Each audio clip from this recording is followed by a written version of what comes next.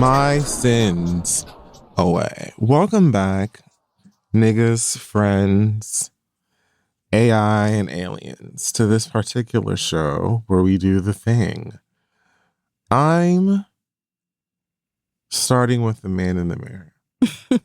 And I am Dominique Malonga, and this is The Read. Thanks for coming back. It is. Mm-hmm. It is indeed. Why don't we begin with some Black excellence? I think it's still, May. It is. And we're going to begin with Jamal Roberts. If you haven't heard, Jamal Roberts recently won a little competition known as American Idol. Oh, congrats. Jamal Roberts is the first Black man to win American Idol in over 20 Earth years. Mm-hmm. Yeah. The last Black man to win American Idol was a brother named Ruben Studdard. I was about to ask if it was him. In 2003. Now, many of you may not remember that win because quite a few of you were not born. And those of you who were may not remember that win because white America refused to accept it and instead glorified a white gay man named Clay Aiken. Not because he was the better singer, but because, well, he was white and obviously gay. Anyhow, Jamal Roberts, as the recent winner, will receive 125,000 United States dollars up front and an additional $100,000 following the completion of his debut album. He was last working as a PE teacher for Mississippi. Crooked letter. I'm back. He's 27 years old and now seems to have a blooming career ahead of him. I saw a clip of this a couple of days ago because, niggas are excited. Happy for him. Yeah. Completely forgot American Idol still came on. But I don't know anything. Right now, like I'm out of the loop. They haven't. Everything. There hasn't been a legit star to come out of American Idol probably since Fantasia. So I mean, it is. It's kind of like. I mean, I'm absolutely wishing better for Jordan this brother. Sparks But did well. Wasn't Carrie after Fantasia? No. Yes. So you right. So it was Fantasia, then Carrie, then Taylor Hicks, then Jordan Sparks. Okay. So Jordan Sparks is the last one I can name after Jordan her. Sparks I'm looking is the at this last list. one I can name. God bless these people. I'm sure they're extremely talented. I'm sure they do. Not know these names. I was gonna say that one guy from that group, but he didn't win. That one guy from that rock band, I can't think of the name of right now. Oh, Adam Lambert? Yeah, no, Yep. not the gay guy. Not the gay one. Oh, Justin Guarini? No. He lost to Kelly Clarkson? No. He was like in a successful rock band.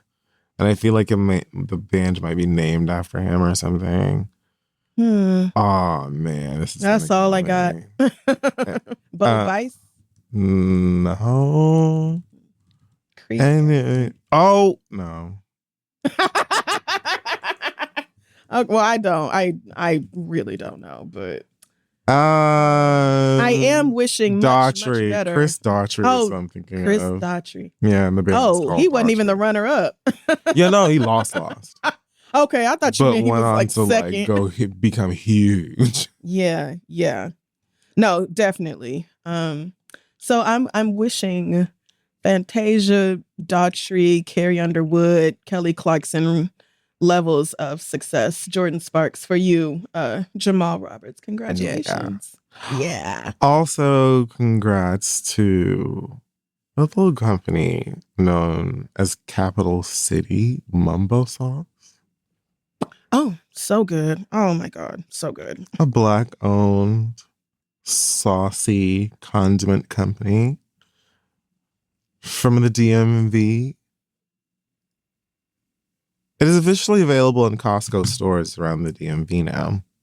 Oh, amen. Founder Arsha Jones says, "We're incredibly grateful to continue partnering with Costco locations in the DC metro area. Capital City was built to share the culture and flavor of DC with the world. Thank you to our DMV family for believing in us and to Costco for recognizing that excellence has roots and making space for it.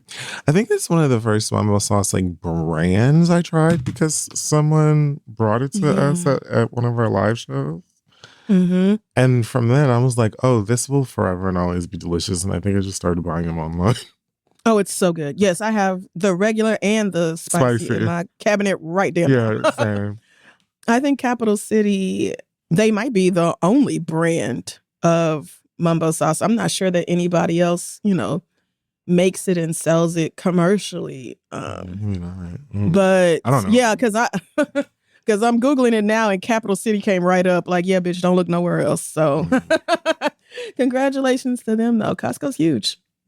Yeah. All right. Let's jump into our pop culture segment that I call the Hot Box, where we talk about whatever the fuck.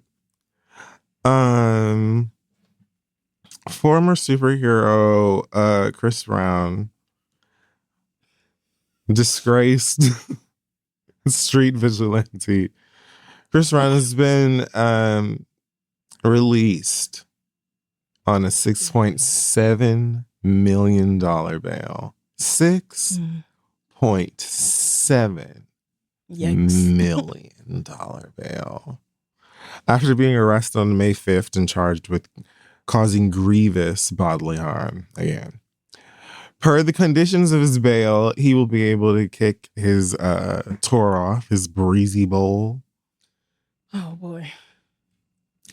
Like, I don't know. Okay. Which is set to start on the 8th of June in Amsterdam. What a place to start after this. Well, let me see here, because it said his trial. Oh, this is the 20th anniversary of his career. Jesus. Wow. Damn, I guess it has been that long. During his hearing on May 16, yeah, we talked about this. His case was deemed too serious, and they pushed it up. Trying to see when he would be going back. Oh, they didn't set a date for his. Oh, they haven't set a date for his trial or whatever yet. Chris Brown on May 27th, the ruling was granted at this court, and Brown did not attend the hearing. I did read this. He hasn't entered a plea to charges yet. Interesting. Interesting. Yeah, I'm not saying anything here about when he has to go back, but they did say that he at least gets to start his tour, and I guess that's going to be around Europe, so he ain't going to be far anyway. Yeah. Well, I had a feeling he wasn't actually going to miss his tour, and I was actually keeping my fingers crossed that, yeah. But I was hoping he would. I'm actually real tired of niggas getting away with shit. Real tired of that. I would love for y'all to face some real consequences, but this will probably be settled. However much money he's making on this tour, he'll end up giving a fifth of it to this man who he beat over the head with a bottle. And then, maybe he'll keep breaking up fights in the Shake Shack parking lot, a la Jonathan. Yeah, but I mean, I guess I'm shocked that I shouldn't be, but I'm shocked that this show in Amsterdam is sold out. Like, that many people really want to go see Chris Brown do anything? Sweetie, we're outside the club. We can't get in. And we're not interested. I don't know. Okay. It's just so. He sold out the biggest stadium in the world twice. This is what I'm saying. Like, for the 20 years we've known Chris Brown, he's been a menace for like 18 and a half of them. But for a lot of people, it doesn't affect their desire to see him sing and dance or whatever. If he didn't, if he wasn't physically abusive to women, then I might feel that same way. Like, if you have a drug problem or whatever, I don't have no problem supporting you. But I don't think I would. You wouldn't? Not like sell out. I have to go see this nigga perform. Right. I wouldn't deny that he's good at performing and well, I don't like his music that much. That's what I'm saying. That's completely separate. As of late, I wouldn't be in a rush to see it anyway. Mm-hmm. So yeah, right. I think I'm as perplexed as you, but there's millions and millions of people in this world who do not care about how many women whose asses he beats. So. Or anybody's. Y'all got it. Y'all go watch Christopher. I'll be chasing Beyonce. That sneaky little bitch. Yeah. What a show. Oh my God. I can't wait to go again. This lady. Yeah. Not beating people, not getting arrested, not having to worry about whether she can go on tour because is her bail gonna be denied, et cetera, just singing her fucking songs. But whatever, y'all got it. My depression and anxiety are so monumentally awful that I went and I sat front row of that concert and I was actually mentally and emotionally incapable of enjoying it. And that's the first time that's ever happened at a Beyonce concert. It was very disassociating, terrifying, and disappointing. Mm-hmm. I'm also so fucked up that I had 4 seats for Kendrick and SZA last weekend and I forgot about them because I was in bed. So missed that show too. Life's a blast. I'm having a great time. Cowboy Carter, but I'm forever blessed. I'm alive and yet holding on. Mm-hmm. Speaking of niggas and being held accountable, I would like to discuss a man named Kid Cudi and how he walked his leather jacket wearing ass into Sean Combs' trial on Thursday and told the business. Walked his ass out of that courtroom, smoked a cigarette, hopped in his whip, and left. So the story goes as follows. Kid Cudi was brought to testify. He was already discussed in this trial because he briefly dated Cassie quite a few years ago. Mm-hmm. I remember this. And Puffy was insane. Is insane. Yep. So during this testimony, Kid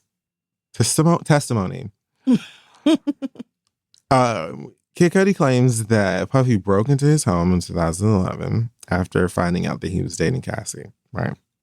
And he says that he got a call from, I'm not going to say her name, okay? But he got a call from Puffy's assistant. Mm-hmm. She just testified too. So. Yeah. And laid it all out. And basically she said that she called him, or he said that she had called him and said that she was in his house with Puffy and an affiliate. Yeah. And basically letting him know that they were in the house and she didn't want to be, like she was essentially forced to come with them. Right. And so he says he drove home and on the way there, he calls Puffy and says, "Why are you in my house?" And Puffy calmly responds, "I want to talk to you." Cudi then says when he arrived home to confront him that Puffy was not there, but he noticed that his dog was locked in the bathroom and that a bunch of Christmas gifts meant for his family members were opened. Yeah. What a fucking nutcase. So then a couple of weeks later. Whew, touching my dog would have sent me into the strap. Oh, murder. I come home and you've opened up all the Christmas presents for my people and locked Lainey in a bathroom. Only God could keep me from slitting your throat. And I'm so serious. I'm so serious. Do not play with my dog. I am one of those people. I absolutely will think about the consequences later. Sinners. What was that? What was the Chinese woman name in sentence again? Don't do that because I don't remember. Grace. Grace, because wasn't nobody giving her none. You're the one who pointed out to me the irony or coincidence in that name. Yeah, okay, let me continue. So then he Right. says, a couple weeks later, his Porsche was caught on fire. His Porsche caught on fire. Um, and they found a Molotov cocktail, like the bottle, in like the passenger seat or something. So obviously somebody set this on fire. At that point, he's like, okay, this is too much. This thing is fucking, we need to talk. He met up with Puffy the following day at a hotel in Los Angeles. And apparently they had like a pretty civil conversation and understanding when it came to Cassie or whatever. And then towards the end of the conversation, when they like, I guess shook hands or whatever to go their separate ways, Cuddy said something about like, well, what's gonna happen with what are we gonna do with my car? Something like that.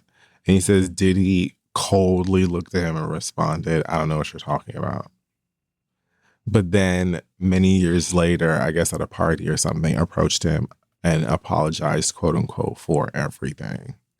Right. That's about as much as I remember. They said after he did his testimony or whatever, he hopped up, didn't look at the nigga, and just correct left.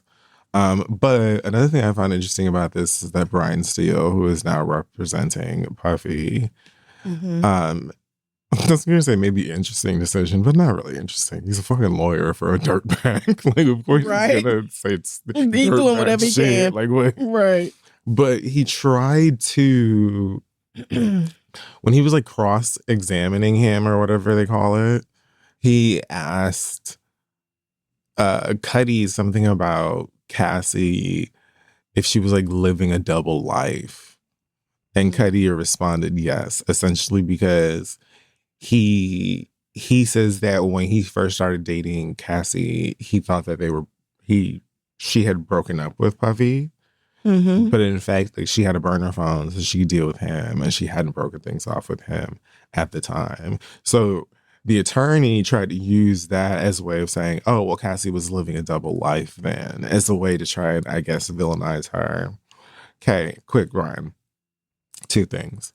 One, quite normal for someone in an abusive relationship to kind of squirrel things away and to be very secretive about things, especially very personal things like that, because in many cases they're afraid of the person you're representing or the type of person that you're representing, or they're afraid of how that person will react. That's one.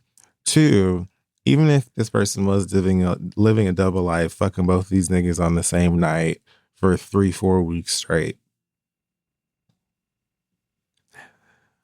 where's the part where there's an excuse for this nigga breaking into that man's house, locking his dog up, opening his Christmas gifts, allegedly and quite possibly setting his car on fire and threatening his life? In addition to the hundreds of other allegations, like none of her trying to leave Puffy and fucking Kid Cudi at the same time does not justify none of that shit. Like, so, where are you going? I'm sure the attorney framed it like that deliberately to try to, I don't know. Never mind. I was about to say, do you really think the jury's gonna be like, oh, well, she had another boyfriend, so not guilty? I mean, they might. They really That's what I'm saying. Y'all hate women enough to do it. But exactly. Because nobody is questioning whether Puffy fucked anybody else. Like, that's been established. But she had one little boyfriend and now you blowing up cars? All right. I remember this. Mind you, she left the nigga and went back to Puffy. Yeah. Right. I fully remember when it happened, niggas being like, yeah, Puffy blew up Kid Cudi's car and thinking, Puffy? This is back when I was like, ain't no... that little nigga, look, take that nigga. Like, they just talking on the track and ruining the songs by insisting on having some little whack ass, 8-bar verse. It was hard for me to picture.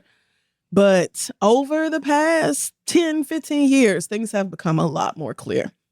that that image of Puffy, that was very deliberately constructed so that would be how those of us who aren't from, where he grew up, aren't from New York, weren't really familiar in the mix would have, that you would doubt that you would be like, can't be the little nigga that be scooting around in the background of them videos. But yes, it is the little nigga that be scooting around in the background of them videos. Yes, it absolutely can be. When I saw that documentary about how he grew up, every single question I had about Puffy was answered. And I do mean everyone.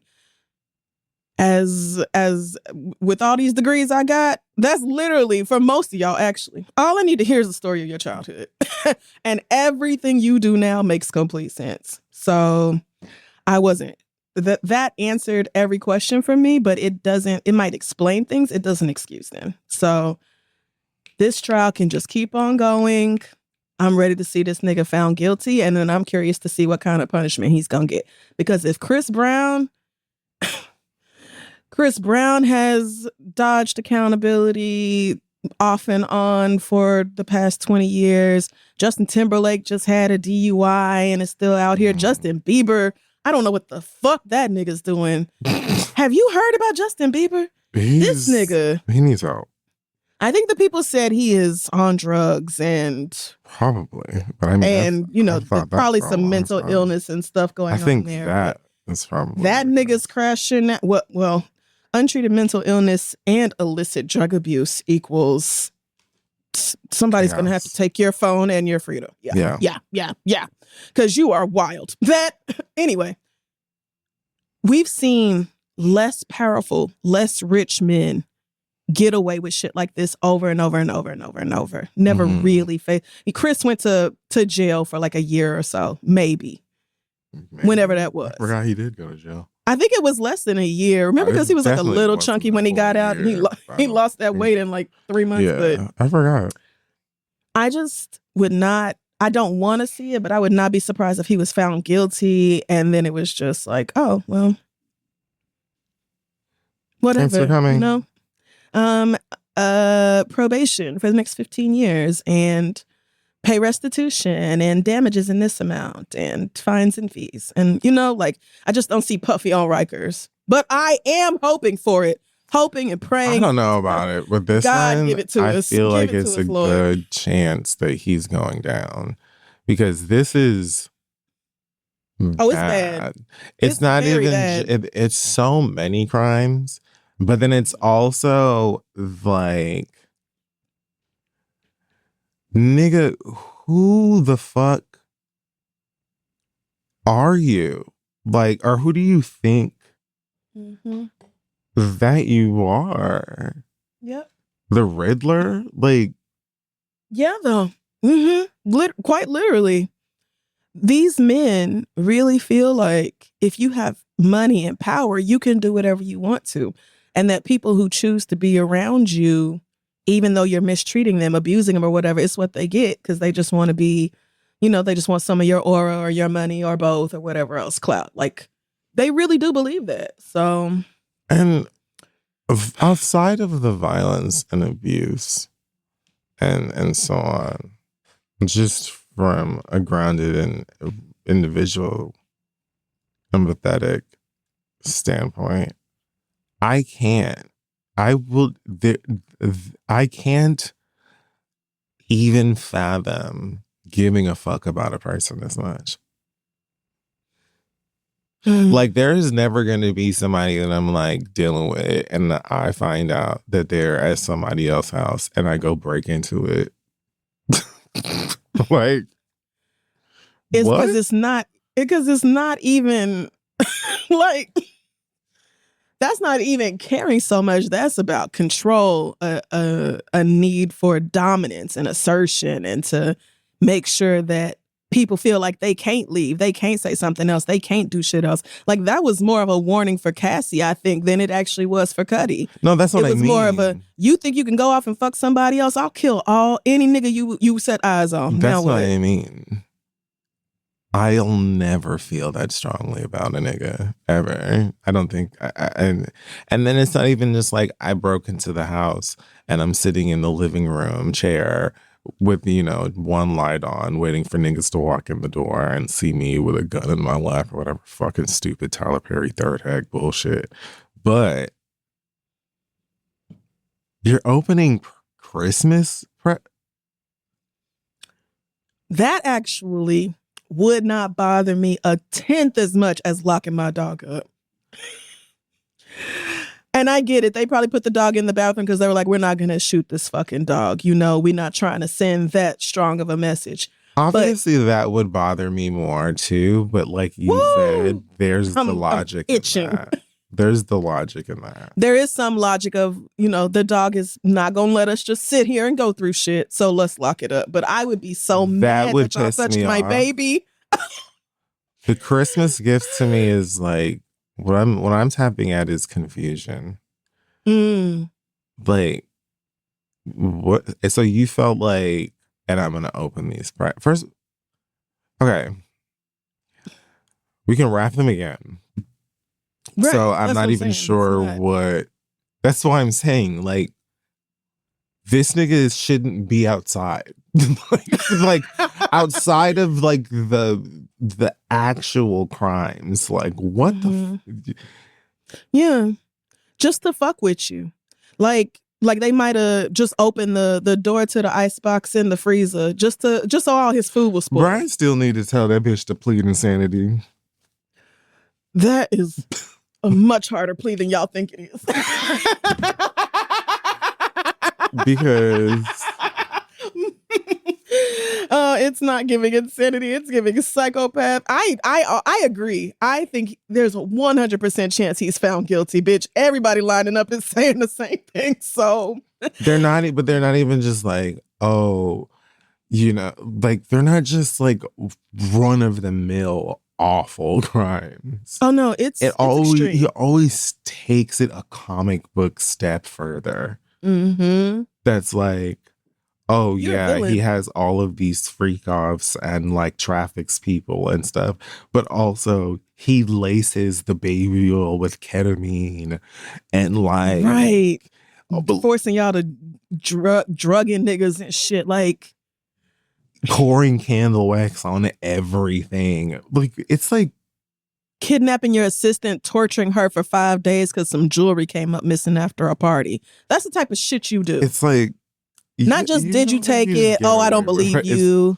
Firing her. Many insane crimes. It is insane. And it's multiple. You didn't kidnap one nigga. You kidnapped like 50 niggas. A ton of. Do you know you can't just take people from their homes and lives and families until you're done? Counts of arson. God. Like, not one arson case, multiple arson case, not one ass whooping. Like, I don't know how you get away with this. I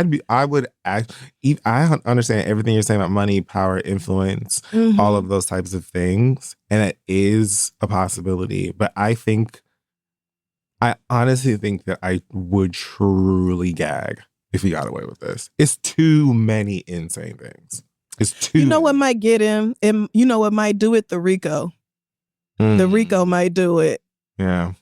And I think that's what his assistant's testimony was kind of alluding to, or her testimony was supporting those charges, because there's a network of niggas to help Puffy do all this. Exactly. It's not him. It's not him directly almost ever, unless it's about beating on Cassie. But the terror that he inflicts, that's a network of people doing your fucking bidding. Even in the Cuddy situation, she said it was him and somebody else who I would guess was security or some sort of muscle. Probably the same nigga that kidnapped the assistant. Right. So probably that. And he had multiple of those people, obviously. Exactly. He's Puffy. So, child, I think because of the RICO, he might end up with some, mandatory jail time. But people have beat RICOs.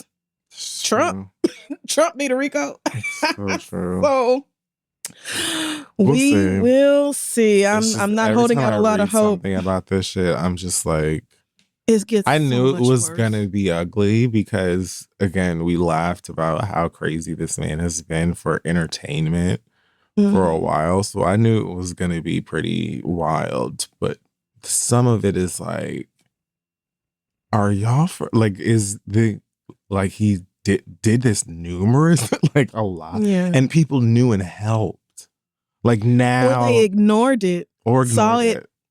Cassie, one of them, somebody who used to work with him was saying how one time Puffy was beating Cassie's ass and she said, y'all don't see this? And I'm sorry, for that woman to say that while y'all are watching this happen and you still was like, yeah, I can't intervene, I might lose my job. You just learn how many people think they'll do the right thing. It's easy to say theoretically what you would do. But then you see how many people are actually in that position and you see what they do. And it's self-preservation for most of them, most of the time. And that's how shit like this perpetuates. Yeah, until somebody says, I don't care what I lose. I'm going to tell the truth. Exactly. Not until then. And even then, it don't always work out. But it's just, please, I'm calling on all the ancestors, everybody in the heavens. I was going to read Boosie's stupid dumbass last week. What Boosie? Oh, I was about to say. Oh, okay, never mind. And I really, it's always something. I'm still not. I'm still not going to. You dehydrated bitch. You need to be working focus on water, drinking it, washing with it yourself. That is. Yeah. Like that's what you need to focus on. You need that. Amen.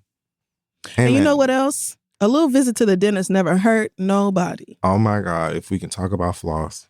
Also, a primary care physician can help you with that jaundice in the eyes. Yeah. There's just a lot going on with Boosie. You should not look that ran down, nigga. What are you, like 45? You should not look that bad. A little water, some produce. Have you ever heard of produce? It's vegetables and things at the store and the farmers markets. Not music. We're not talking beets. About vegetables. Beets. We're talking about beetroot juice for your blood pressure because it's 210 over 165 because you live off Sunny D and Hot Pockets. We're going to... just a little bit of self-care really does go a long way. Like, nigga, you look bad. Cake sandwiches.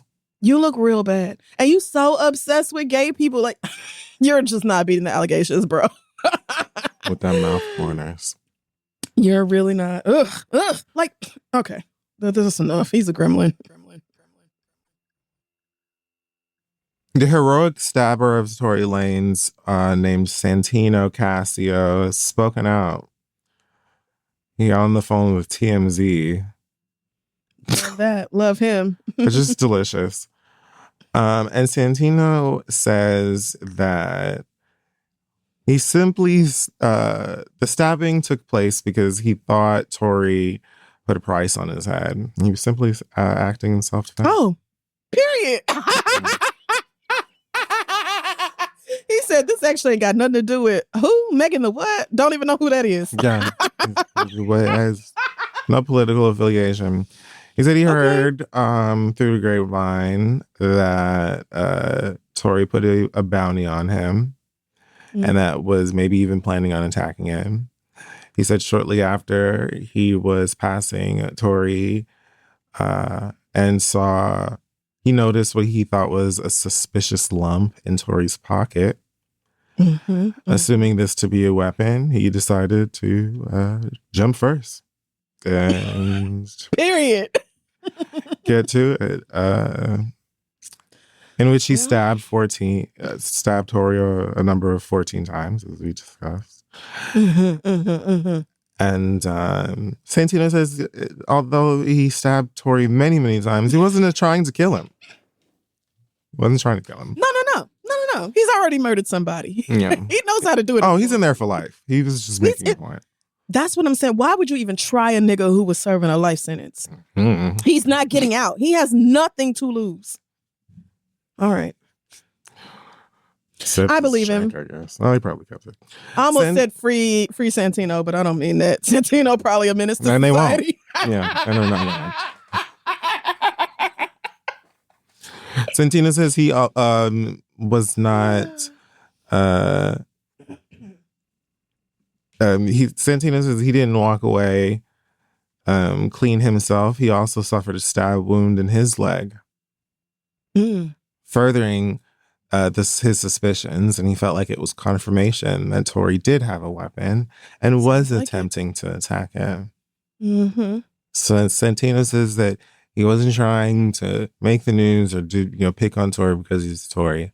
He was simply trying to defend himself. Santino, to that I respond by saying, you could have stabbed this nigga because the Knicks lost. I really don't give a fuck. Like, I mean, I'm sure somebody did stab somebody else because the Knicks lost, but I thought you were a hottie behind bars. This makes a lot more sense. Yeah. But yeah, as far as I'm concerned, Santino Casio is something like a hero. Like, do I need to name one of my dogs after this man? Like, I like you him. did a beautiful thing. As far as I'm concerned, now your victims may not feel the same way, but yeah, probably not. This is so. If it's true that he saw this lump in Tori's pocket and Tori stabbed him while he was stabbing him, as opposed to him accidentally stabbing himself, which I guess is possible depending on how you are a stabbing. But if all this is true, then I'm even more glad he did it. Like, yeah, take care of yourself, defend yourself. Don't let a nigga stab you before you stab them first, especially if you already on a life sentence. I've never been to jail, prison, none of that. And I still don't. I feel like I know better than to try to start some shit with somebody who's never getting out. What they gonna do? Put him in solitary for a few months and then let him right back out? Like, if I have an end date in sight, I can't imagine doing something like this to provoke somebody who don't. But I'm not a dumbass like Tory Lanez is either. So yeah, I'm only sorry that you recovered. He's right back in prison though, so that's good. I'm reading here that Cassie just went into labor.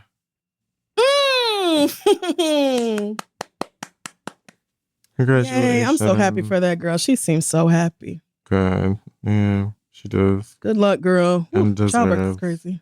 I just saying, like, it has to happen. I guess that's how we get here. Yeah. So, Stefan Diggs? Yeah. Here's one Cardilla B. I see here hanging out in Miami with Stefan Diggs of the National Football League. It seems that they're living their best life. Lots of ass shaking, lots of lap sitting, lots of hand holding and stuff on the beach of Miami.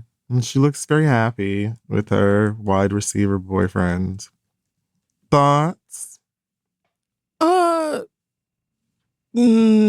Not really anything. This sounds like Cardi. Cardi sound like the type to be like, me and my man went to the strip club and picked out a bitch to fuck. Like, she sound like that girl. I think she's talked about fucking girls. Is that girl. Yeah. Right. So this sounds great for her. It sounds like something she wants to do, wants to participate in, something that they are doing.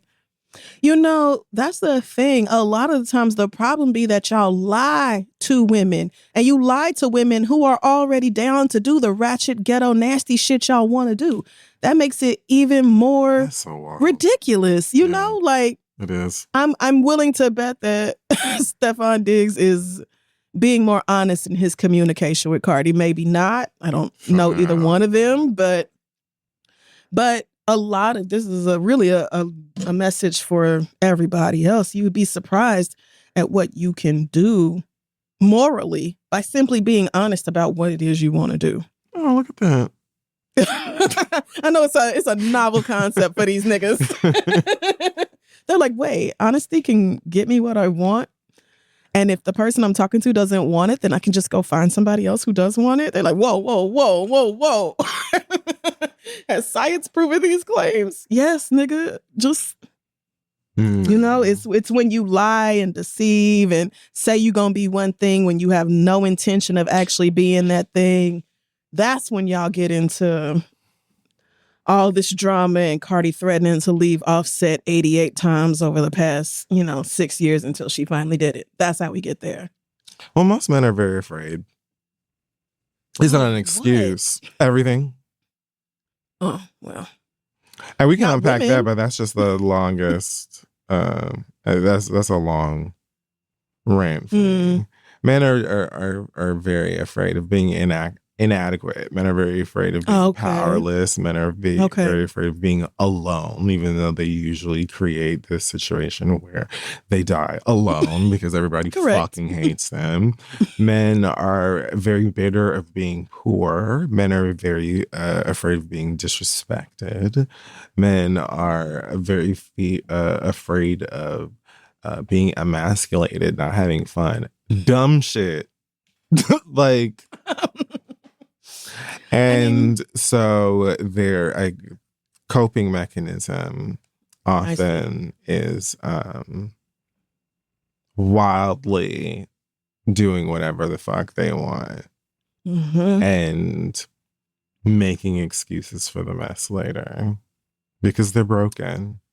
Well, I'm just going to go on and... No, all of them. I said many or most, one of them. Yeah, no, the niggas who display this behavior. But too, I think your point, you often, even if it's not, the ratchet, let's go to the strip club girl, many women are on the sidelines like, hey, here I am begging to love you and assist and all of this pain and shit you need to work on. Oh, yeah. Oh, they want to be and your therapist. And niggas are so like, bad. Oh, yeah, hold that thought. I got to go get some from the car real quick. And then they go cheat on you. So it's not like, even though they're not a therapist, they should be at the house like, maybe we should go to therapy. No, it's always like one of them trying to help get through it. But niggas, I mean, you broken. People trying to help fix you. You don't want to. Next thing you know, you're throwing bombs into people's Porsche because your girlfriend hates you. And your girlfriend hates you because you're awful. Because you're awful. It's because of the way you act. It's the way you act. And you need to go to therapy. You need to go talk to the lady and not just talk to the therapist, but be honest. Don't go in there telling half truths and making the details look different so you don't seem as shitty as you really are. This is what these niggas are doing. This is what they're doing. Your wife / baby mama is dating other people, having sex with other people because she was tired of you cheating on her every 2 weeks. And you did it her all and the internet having to hear about it every 3 weeks. And so here we are. You can't follow her around. You can't rant and call names. And we're in the bed that you made. You're in the bed you made. She ain't Stefan Tiggs' bed. But you didn't, like, you can't. And that's really the long and short of it. You could have stayed with this woman. I'm sure Cardi would have been happy being Offset's wife if Offset would just stop fucking every fucking body. That's all she was asking. And you were like, let her go live. Because bitches was posting screenshots of DMs with Offset, and Cardi had to deal with that like every 3 months. So remember when T.I. and Tiny had that TV show and they had that scene where they went to dinner and T.I. was trying to confront Tiny about like a picture that she took with what's his name, Floyd Mayweather or something like that, and maybe they like danced together at the party, some shit, and he was pissed like, I'm ready for a divorce, you are the most disrespectful, that like he was like livid. And she's like, well, you've cheated on me about 57 times. About 48 of them were recorded and posted online. Yep. So I don't know why we're talking about a picture I took with a nigga that I'm not with. Right. But he just felt convicted in how angry he was. Nigga, you've cheated on this lady 8,000 times and we all know about it, and you don't care, and you vote to laugh about it. She took a picture and you want to have a dinner on camera to try and read her about it. You niggas are sick. They are indeed. That's exactly what it is. They truly believe that things are different for them than they are for women, and they should not have to be held to the same standards. They can dish it out. They cannot take it. It's the people who are the meanest, the nastiest, just hate every fucking body. You terrible to everybody. You've been awful to every fucking woman you ever dated. Let one girl look at a nigga a way you don't like and your whole ego blows up. I just don't. Again, call the lady and tell the truth. That's where you need to start. Yeah. Yuck, yuck, yuck, yuck. Well, apparently Glorilla may have had an adjustment recently. She posted a photo of herself in the bathroom mirror. And fans noticed that her nose looked a little bit different. And when they commented, making accusations that she'd gotten a nose job, she replied to the picture with all caps, and did. So that I say this, it's her face. I don't care about cosmetic surgery and things like that. I'm always just like, please try your best not to look crazy. Good luck. To me, in this, at least in these pictures, it doesn't look crazy. No, it doesn't. It's definitely different, but it is different. It's noticeable. It's not ate up or nothing. Yeah, she doesn't look crazy. Yeah, she still got a nose. She's still like her. It doesn't look crazy to me in this picture. So we'll see. I also thought it was funny that she changed her Instagram picture to Michael Jackson. Yeah, that was funny. But she's having fun with it. She don't care. I guess that's the attitude. Just, keep it, take your time. You're still young. you take your time. But I think she looks fine in this picture. She looks cute. Well, I mean, yeah, she is a cute girl, and this is not her first surgery, and she's probably not done. I think it's a reflection of how deep a lot of people's insecurities can go. Not saying that's necessarily her, but, a lot of times people start off talking about, how much they love themselves, they love their features, they love blah, blah, blah, blah, blah about themselves. And then slowly over time, they start nipping and tucking all over the place. And it's her face, it's her body. Like you said, it's her nose. She can do whatever she wants to with it. I'm thinking about it in a deeper context, but she probably isn't. She's probably like, yeah, bitch, I didn't like my nose and I wanted it chopped up. And I didn't like my titties. I wanted bigger ones. And if I want to get my ass done or anything else, I'm going to do that. And you're right. You absolutely can do that. So go off and do that. Have yourself a good time. But yeah, I think when people get real money and the first thing they do is start hacking away at themselves, I think, oh, this is something that's been an insecurity for you for much longer than however long you've been famous, whether that's true or not. And it's not like people have exactly been kind to her about the way she looks. Oh, no. You can't, baby, if you in these comments, you're going to lose your mind. I get it. I do. Because especially because y'all are young, y'all grew up being online. You was online before you got famous. Everybody didn't grow up with phones and computers and shit. Baby. Because these kids being on these phones in 4th, 5th, 6th grade, it's high-key terrifying. Have you seen the handwriting of these children? Oh, no. It's bad. I just read a story the other day about how so many of them are vaping that they have something called popcorn lungs. Yeah, I've heard of that. Their lungs are looking crazy. Well, so anyway, I get that it's hard to maybe divest from the internet if you've grown up on it. It's a normal part of your day. Mm-hmm. But I do think when you start really getting famous, it's very, very useful to have somebody else managing your public facing social account, or, maybe mostly managing it, while you have your own private thing for people who actually know you or something else. Just something where you're not constantly reading the opinions of people who don't fucking know you. I actually agree. I think I agree. Just because, yeah, I think that also is part of us being us, and us being from the generation that we are. Yes. And having that. I'm so glad I'm old. That context. Because for us, I think we do know in life. We do know and recognize life without that stuff. Mm-hmm. I think there's, for some young people who do grow up or have grown up on social media, on the internet, it almost gives them anxiety of thought of not being the one controlling such and such and such, because like what, it's almost like it doesn't make sense. But you're right. I think when you get to a certain level of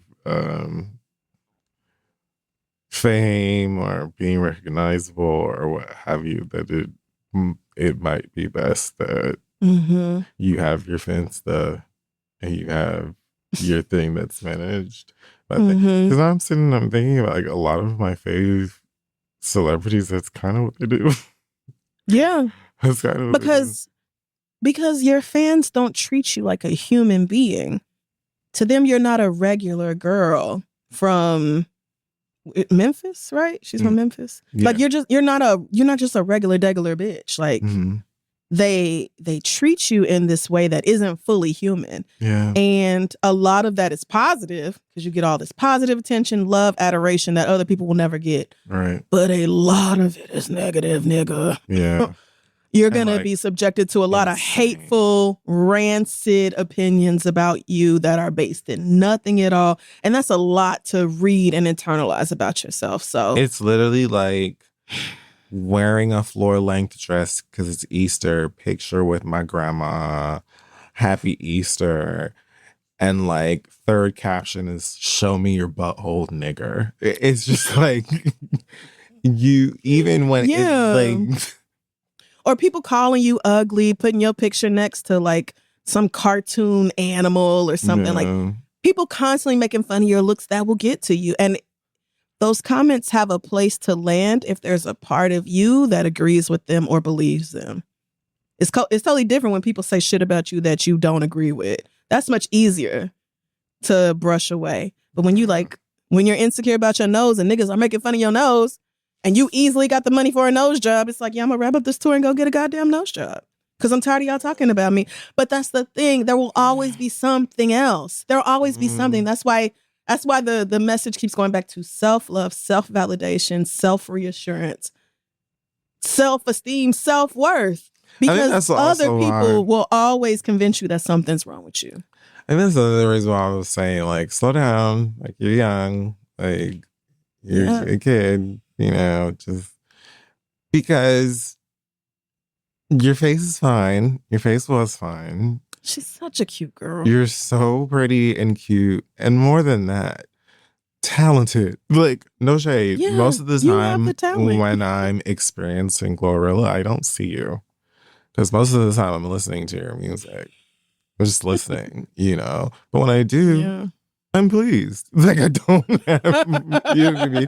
No, that said, you can do what you want to do, but I think that's why I said what I said, and I agree with what Crystal is saying, because for a lot of people, it's like, oh yeah, I've always wanted to go get my nose done. I got my nose done, and then boom. But then for some people, when it is based in insecurities from comments and negativity, it is always something, even if it isn't. Some people just work a regular desk job or work at the grocery store and go and get something done, and then they're like, ooh, I never noticed this. Now I need to go get that. That's why even like when I watch TV shows or stuff, I don't think I've ever watched one about surgery, but I've watched ones before about people who've got surgery with I've watched one before with people who got surgery where they'll say stuff like, okay, I've had this done, this done, this done, and next I'm getting this, I'm getting my cheeks, and I'm getting this, and then I'm going to be done. So it seems like it is a thing where you're never going to be the next thing you know, you look like Billy the Puppet because you just didn't stop. Yep. Because you don't have the foundation of loving yourself. Yeah. You're chasing physical, quote unquote, perfection, thinking that will give you the satisfaction that you're looking for, the happiness that you're looking for. It won't. You have to go within for that. Yes, that's where all the cliche things come out about loving yourself and blah, blah, and how the hell you gonna love somebody else. That all of that is rooted in this idea that you can do everything else. You can try so hard and be the biggest people pleaser and the most codependent person of all time. And you can just give and give and give of yourself in the hopes that somebody will love you back. And it will never be enough because you don't love you.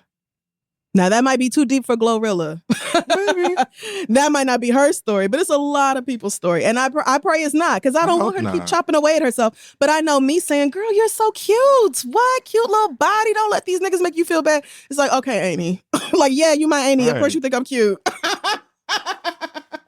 The niggas are talking bad about me, though. You don't remember how that hurt? I'm like, yeah, you do actually have to think back to when you were in your mid-20s and easily influenced by what other people had to say about you. Yeah. It could be a little mixture of both, but, you know, we wish for a little best. Could be. There. Yeah, big fan. Big fan. And I hope you're not one of those girls who just becomes addicted to the surgery and never feels like it's enough, because you are more than enough. Exactly as you are. Like way more enough. Way more, girl. You out rapping all these little niggas. My feet I was when you performed on SNL. I was so proud. Yes. Getting to see her here in the city, like, girl, you're a star. Yeah, she's. I hope you know that. I really hope you know that. Yeah. And if she does, if she's like, bitch, 88% of what you just said do not apply to me at all. Great. It apply to somebody, though. Yeah. It apply to somebody needs to hear that. So, amen. She might be like, oh, that's sweet of you. All that, really? Take that therapist degree and go therapize somebody who needs it, bitch. I'm fine.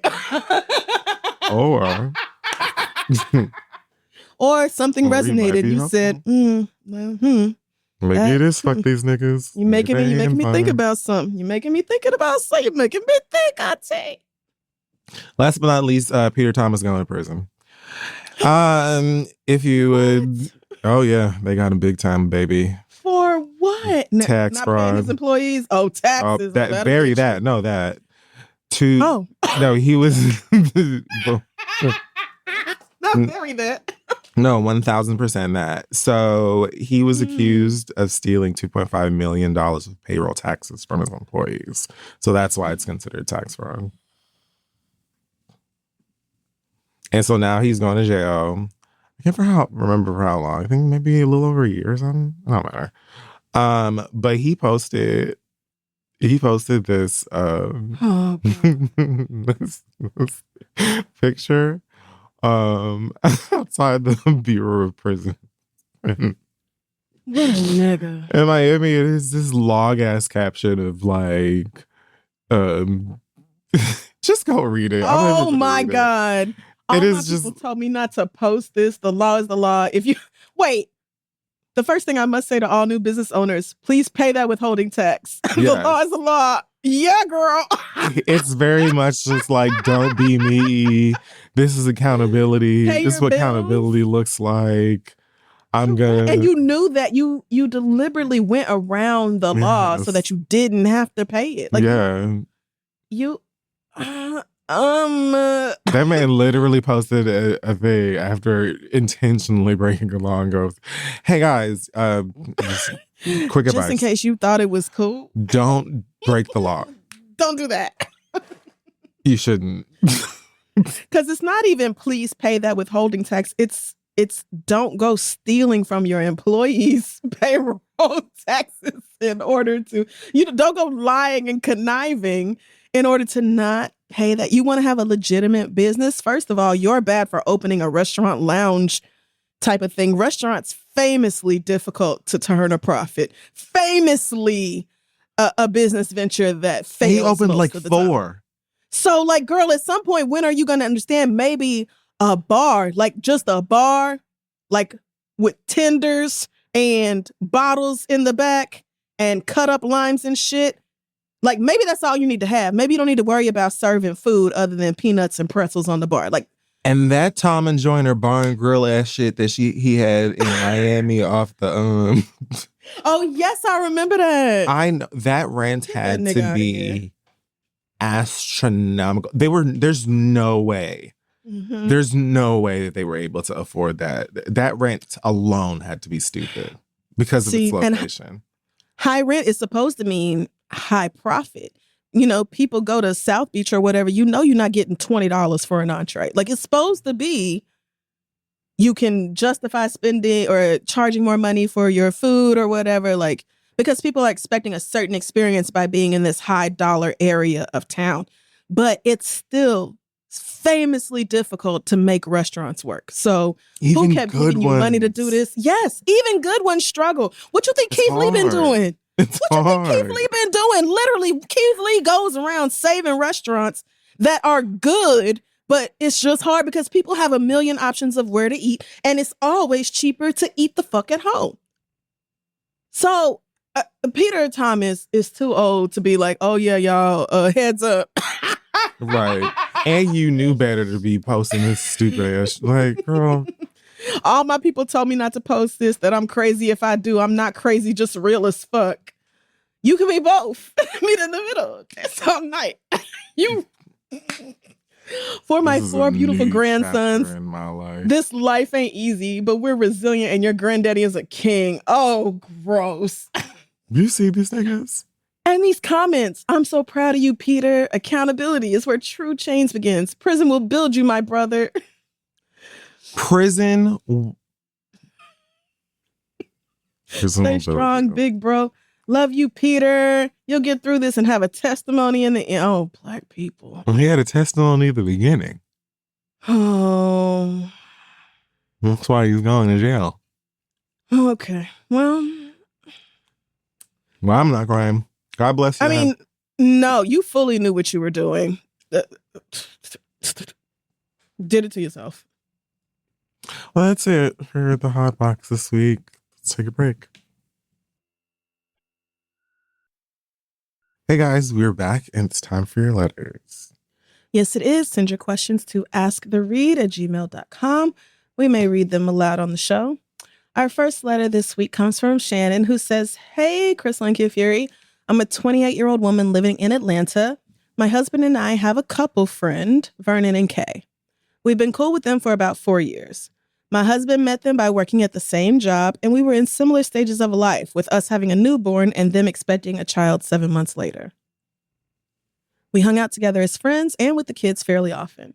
In 2023, Vernon liked 3 of my older Instagram photos of me in a bikini and some shorts. I found this super odd, but still intentional. I settled on it first and then eventually told my husband about it, and we decided to just keep that as a mental note. Okay. In 2024, I realized I really like his wife, Kay, and I consider her friend material, but not Vernon.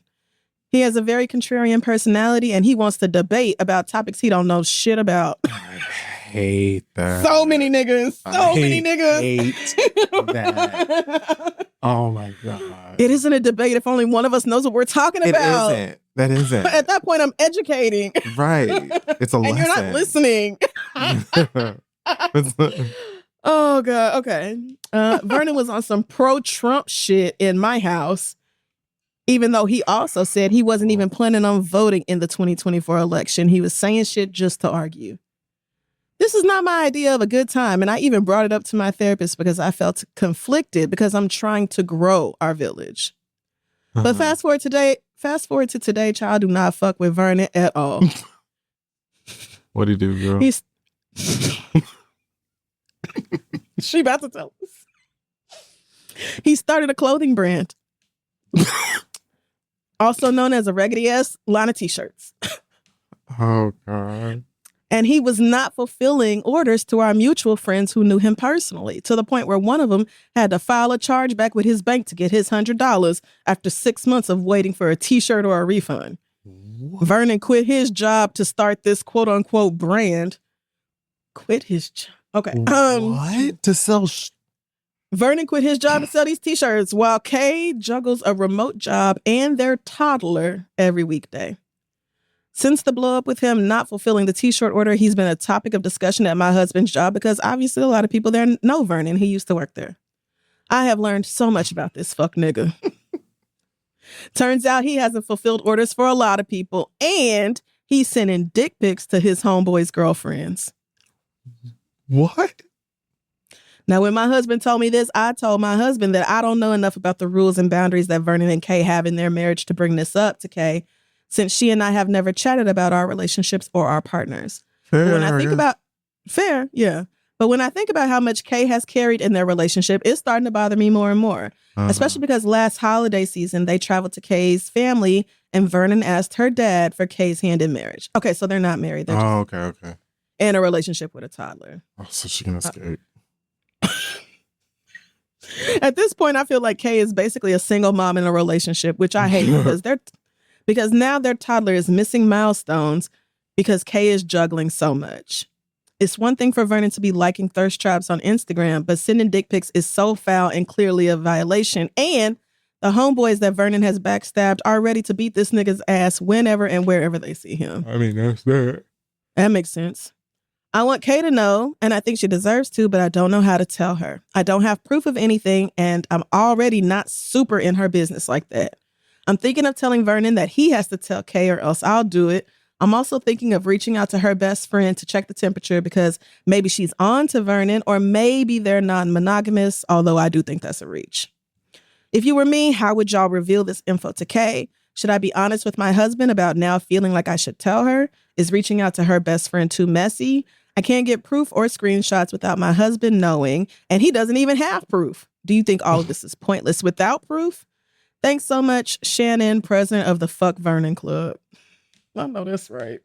This nigga quit his job to sell t-shirts and then didn't even sell the t-shirts. I'm baffled.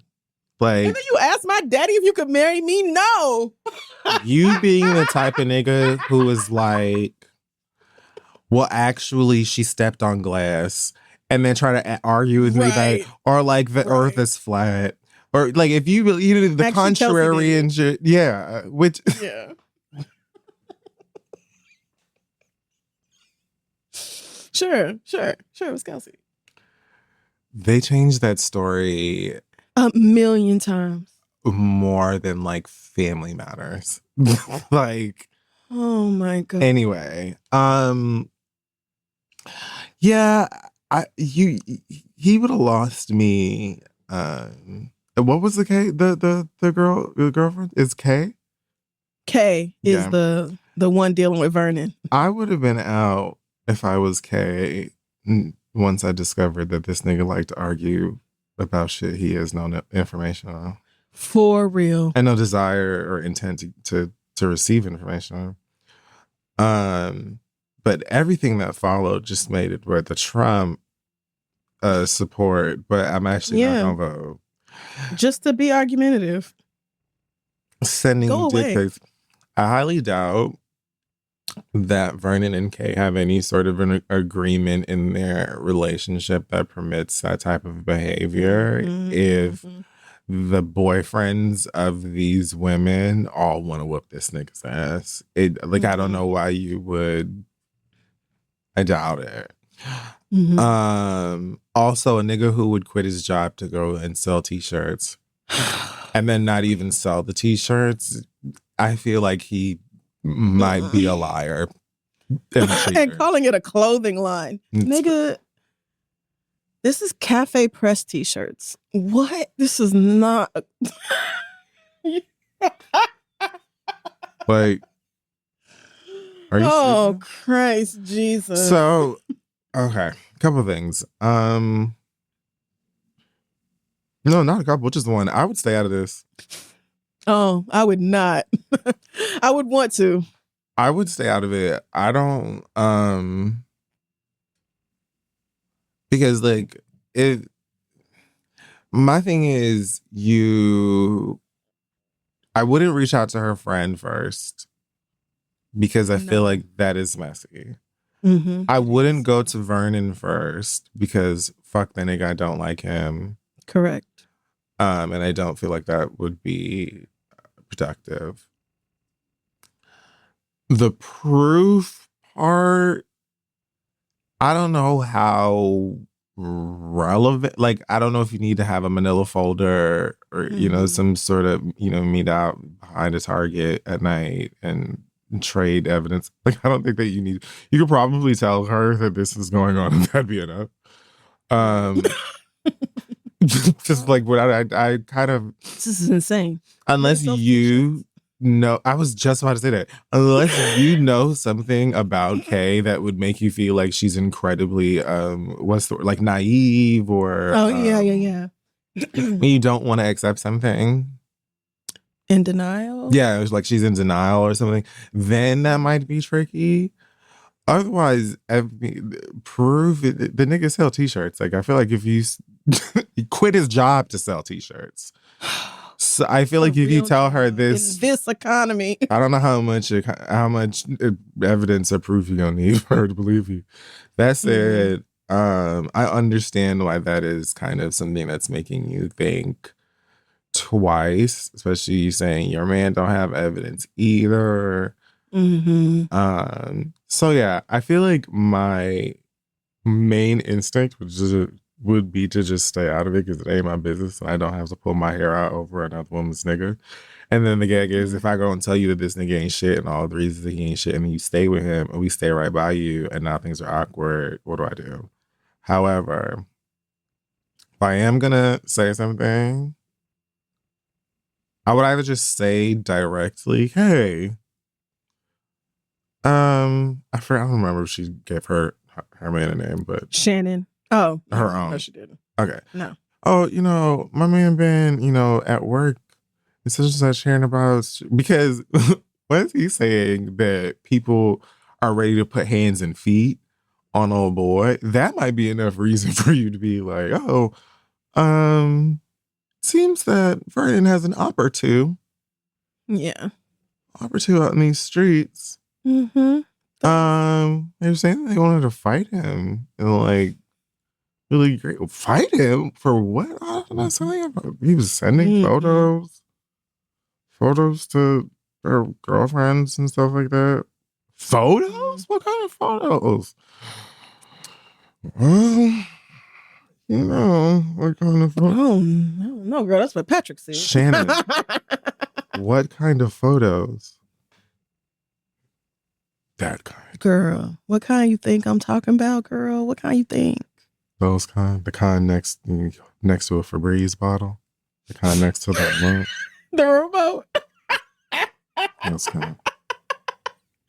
And then you go from there. Oh man, yeah, I would next time because I would stay completely out of it if you didn't like Kay, if you didn't consider her like cool, etc. Then yeah, I would say stay out of it. But since you do actually care about this girl, I would probably be like, next time we hung out, I'd be like, so are you like the type where if somebody heard something, you would like want them to come to you with proof first? Or are you like the type you just want somebody to tell you if they know something? I would be like, yeah, girl, let's get to know each other. You know, like, let's have some wine and some charcuterie and let's gab. Because I just would not be able to look you in your face knowing how much I care about you and this man is a goddamn dirtbag. And y'all, you might be getting ready to marry him. So I would have to say something. Yeah. I would have to so that I could sleep at night. That would actually be more about me probably than it would be about you. But yeah, you're right. You also, when you do stuff like this, you have to understand, I mean this with love, everybody's not doing okay. I venture to say a lot, half, maybe even most, are not doing okay. And there are lots of people who stay in very shitty relationships because they genuinely believe they don't deserve any better. Oof. Or they genuinely believe that like their child deserves to have both biological parents in the home and it don't matter what mama do, what daddy do. It just matters that the family is together. And so they'll endure all kind of abuse and neglect just to say that they have their quote unquote family. So I would tell Kay this knowing there's an excellent chance that Kay is going to hear all that, be mad at Vernon, and still stay with him. Yeah. She could have all the assistance in the world. She could go stay with her mama. She could have like all this other stuff where she could get away with this nigga and she'll still choose to stay for whatever reasons. So you have to say it because you feel like she deserves to know, not because you want her to leave him. Because people aren't doing okay. And lots of girls will hear this and stay with their man anyway. So true. That's what I'm saying. Like there's a strong possibility that she might stay with him anyway. You have to accept that. That's why I think saying it to her in a way that is, I don't know, like I would try to deliver it in a way that doesn't feel like the intro to a TV courtroom show or something. Sure. Yeah. You know, I would say it kind of like you did, like in a fun, you know, just kind of like I would try to make it as light as possible.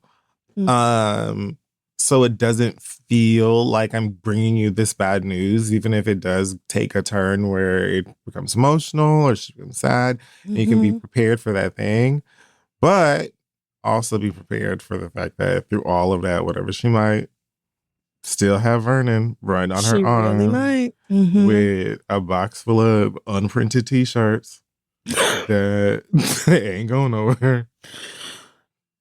And some women will chain themselves to a sinking ship. And you have to ask yourself, am I willing to go down with you? Like that, this is where the conversations end up going very, very frequently. But if I were you, girl, I would say something.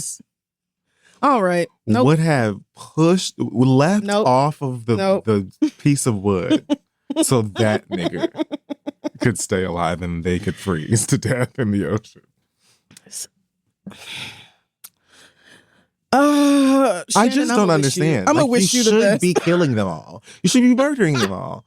It should be mass murder all of the time. They love men. They love their particular this one man. Most of the women I know are like, there are 3 men who are acceptable, and in a lot this of world. them niggas. Okay, yeah. The rest of them don't be alone. But my husband, only man I trust. I know a lot of women like that. Yeah, that's true. Yeah, but good luck, Shannon. That's a hard position for you to be in, especially if you feel like their child is now being delayed because mama work all the time and daddy out here pretending to sell T-shirts out the trunk. Like that's a like it's not even that to be very it's meticulous, it's complicated or whatever. Oh yeah. But if you quit your job to do it, grounds for breaking up. Why do you have people you know that are contacting the bank to get their money back because they haven't had an order fulfilled in 6 months? You selling T-shirts to your former coworkers like they don't know how to find you? Like they can't just go to the bank and get their money back? Vernon is hilarious. He need to quit that shit and tell jokes. He got a lot of nigdacity. This is just the audacity of these niggas to quit your job in this economy to sell. If you're going to sell T-shirts, sell the T-shirts first. Make sure you make enough money to replace your income for at least a year or 2. Make sure that shit's consistent. Yes. Build up your savings and all that, and then quit your job, nigga. I'm so very sorry. I mean this with all due respect. Selling shirts. You can keep your job and sell shirts until it makes sense. I know so easily how to sell shirts, and I know many people that do. And then when it becomes fucking denim tears, then you're like, oh yeah, I'm quitting this job because I literally cannot fulfill all of these orders where, like, I can't do both. You just being like, nah, I'm quitting the thing, and then you're not even shipping them? What's going on? Like you don't have a wife and toddler at home? That lets me know that taking care of your family is not your first priority. That's not a man to marry. It is. Right. Ooh, that Shannon. Throw that in there. Throw that in there. Throw that in there. Throw that in there. Good luck, girl. Your first priority is clearly not taking care of your family. Marriage where? I'm gonna now legally align myself to a man who's made it clear through his behaviors that taking care of his child is not his first priority. Why? Because he know I got it. Did he sell a shirt to Moneybag Yo? Like, why did he feel like he should? Myself. Niggas. This is somebody who knows that he's going to be taken care of by his wife, his mama, somebody. Exactly. He knows that he has a cushion somewhere. 1000%. Good luck, Shannon. Our next letter comes from Lavalier, who says, I'm struggling with a close family member who's been dealing with drug and alcohol abuse for over 20 years. While I still love and admire her, her behavior has become aggressive and unsafe, and it's getting harder to maintain our relationship. She's wrecked about 10 cars from driving while intoxicated. Our family suggested that I give her my car, which I'm close to paying off, and I refuse to do it. Why the Okay. Your family is too She wrecked 10. In the past 25 years, she has wrecked 10 cars. Why would anybody give her a car? I've never wrecked one car in 30 years of drive. I wouldn't give her a Hot Wheels car. Like, I wouldn't let her drive them little baby Jeeps. Right. That the toddlers, you can't even get in that, bitch. You walk everywhere you go. God damn. Okay. We include her in events, but she often gets drunk last minute and makes excuses or gets upset when we go somewhere without her, even though we've made big efforts to keep her involved. And the older I get, the less I want to be around her because nobody knows what will trigger her. I'm usually the one asked to go get her or babysit her when we go out, and it's draining. I haven't talked to her like I usually do for the past month, and I don't regret it because she usually just puts me to the side until she needs something. Right now, I feel like I need to focus on myself. What would y'all do if you were in this situation where you want to be there for somebody, but you don't have the patience? Thanks, Lavalier. Well, the first thing I would say is that you clearly do have the patience. You've been dealing with this person all your life. So letter sounded very patient. It's not patience that you're struggling with. It's the fact that your patience has not been respected and this behavior has continued. Yeah. All of your life. So yeah, at this point, it's more of a what would you do? Yeah, it is more of a what would you do? I'm absolutely not giving her my goddamn car. We could start right there. Yeah, that I assume is a joke. Are you auditioning for something? Or because I would laugh in the face of anybody who told me to give an alcoholic my car. Cackle, like open mouth, unhinged jaw, screaming. Why would I ever do that? A bitch who has been sober 7 times in the past decade. You want me to give her my car? I'm almost done paying off. Roller skates. This is what you can't have. That bitch don't need nothing but shoes. My scooty bike. You can't have a bike. I don't think you need nothing with wheels on it. And I'm so serious. I'm so serious. You know what you need? Hokas. Get you some Hokas and strap them hoes up. Get you some nice socks and put them on and pump your way across town, bitch. Or you know what? Let me show you how to download this app on your phone. It's called Uber. Here go another one. It's called Lyft. Yeah. This is who you need to pay somebody $16 to take you home because you can't be trusted. You're not getting behind the wheel of my goddamn car. Period. I don't think you should get behind the wheel of any, but you certainly not mine. It's just not gonna happen. It's a miracle she's not in jail. It's a miracle she hasn't killed anybody. Give her a like car. An actual 10 wrecks. Y'all are aiding and abetting a criminal. Give her a car. Now y'all need to be arrested for conspiracy. I literally would look around at all of them and realize and say, like, you realize you niggas are part of the problem. You niggas are part of the problem. She shouldn't have a car, period. You give her your goddamn car. Because it doesn't sound like she works consistently. So where does she get 10 cars from? Oh, that's right. You niggas gave her 10 cars. And you don't have one. I'm the only one with a car left because I ain't give her mine. Isn't that interesting? Boy, family will keep the toxicity going. It's crazy to be the only one who sees it. It's crazy to be the only one It's who's maddening. It's maddening. Y'all are wild. It is. It is. What? So yes, I absolutely would do nothing of the sort, and I would place very firm and assertive boundaries between myself and this particular cousin. I think that's for your best interest. You've done what you can, you've tried, you've loved.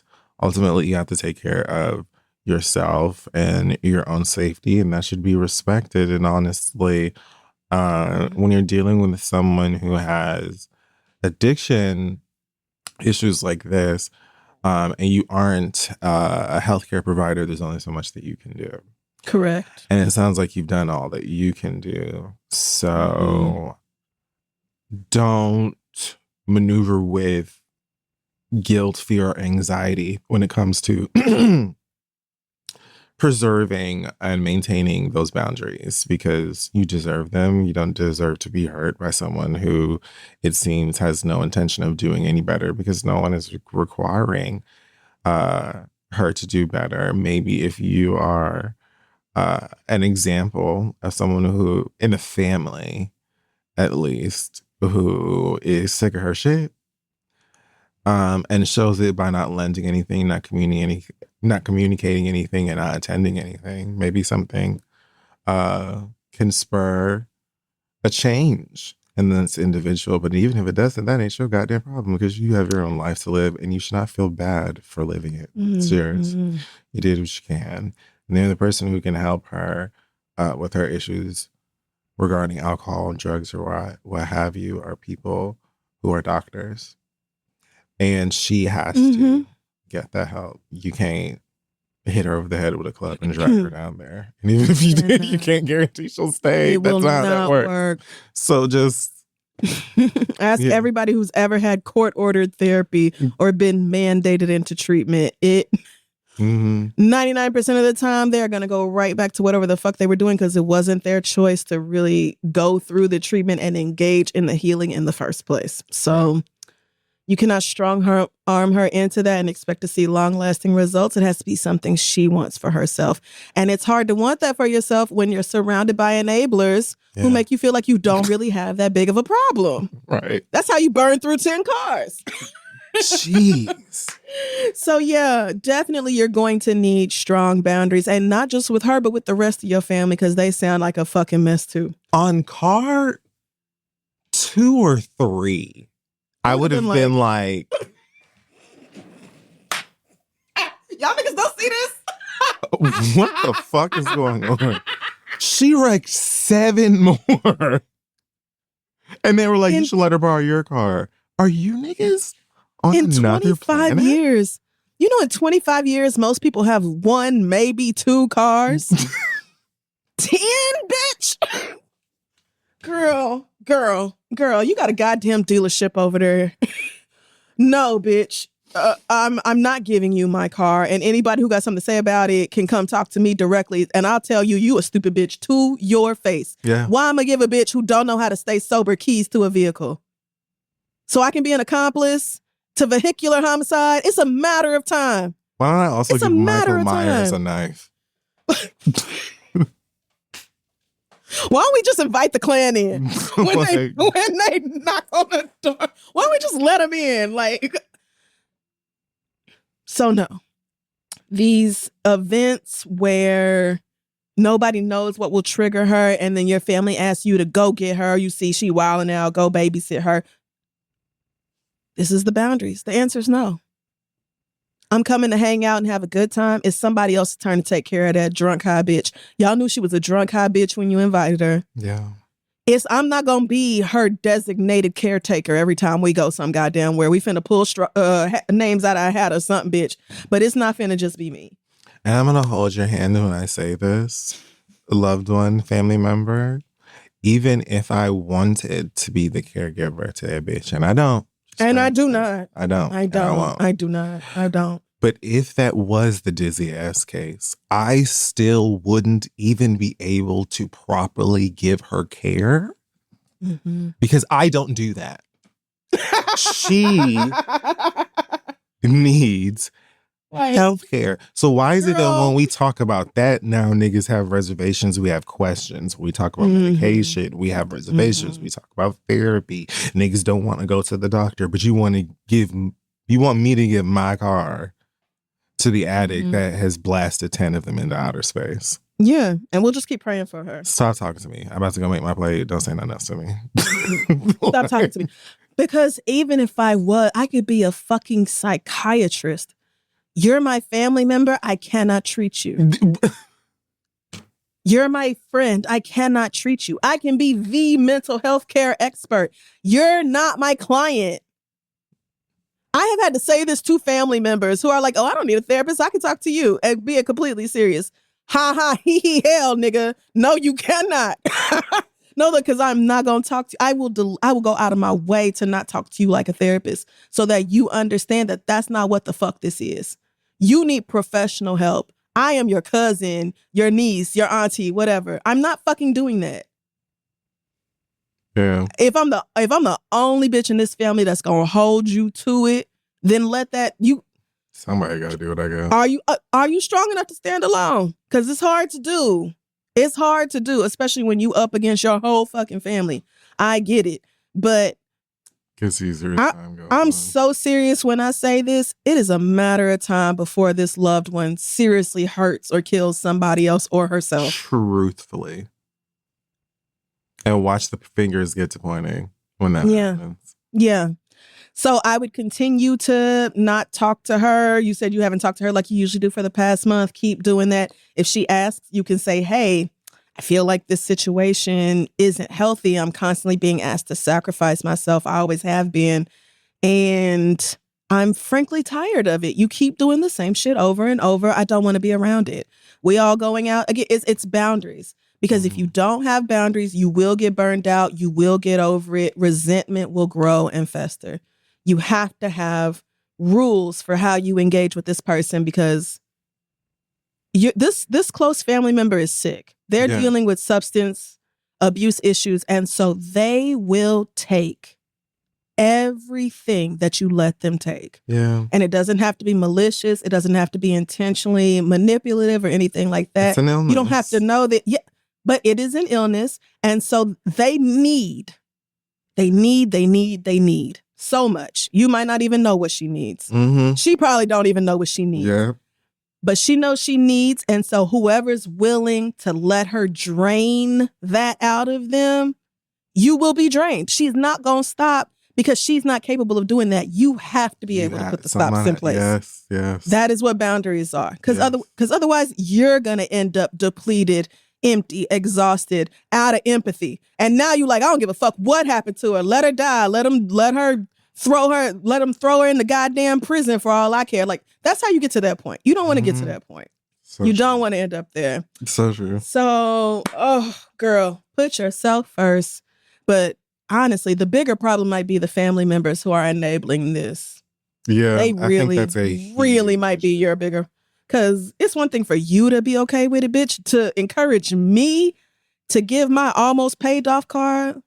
That is really insane. That is mind blowing. When new cars right now, like Kias are $27,000.